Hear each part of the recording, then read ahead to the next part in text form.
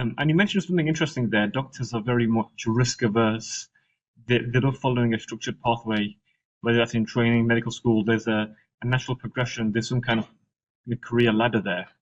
What advice would you give for medics? Because I get DMs daily on Twitter and LinkedIn, etc., about doctors wanting to transition, but they hate the uncertainty because medicine's all about certainty.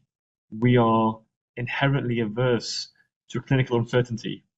We practice medicine safely, but being your own boss, running your own business, being an entrepreneur is, there's inherent risk there. And I find medics tend to be the most risk averse, yet they have the most amazing set of transferable skills: communication, delegation, problem solving, diagnostic skills, people skills.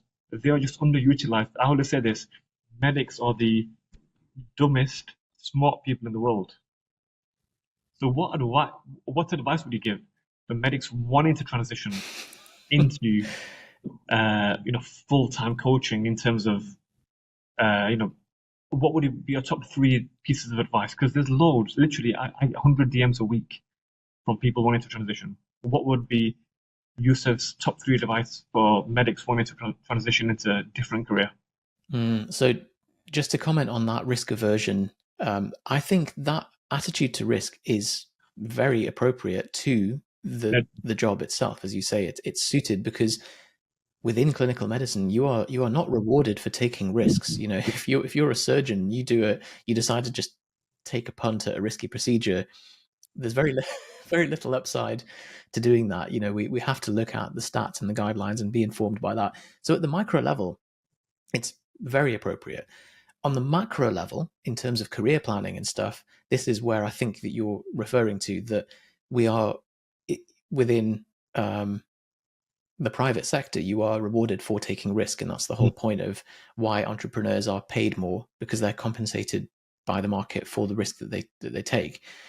So I think that's really the model to bear in mind when, especially if it's doctors who are looking to leave. I did actually write an article on this when I was when this was a bit fresher in my mind. Let me find it, because is that the article that went viral? There's a few things that with you being the front page. So that was yeah, that was an unfortunate when basically I posted some reflections about working in the NHS, and just kind of as a throwaway thing, and it's always that stuff that tends to go viral. So ended up getting hammered by ITV, BBC, Al Jazeera, all that stuff.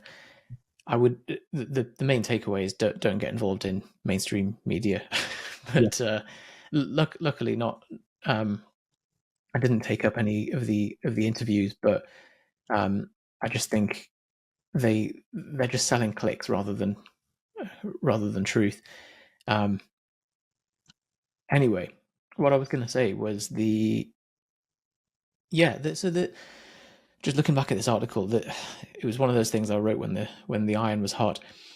The main advice I would give is you have to start hanging around with non-medics and start breaking up the old patterns, just to see where you can apply your incredible skill set and training into somewhere else that's more profitable.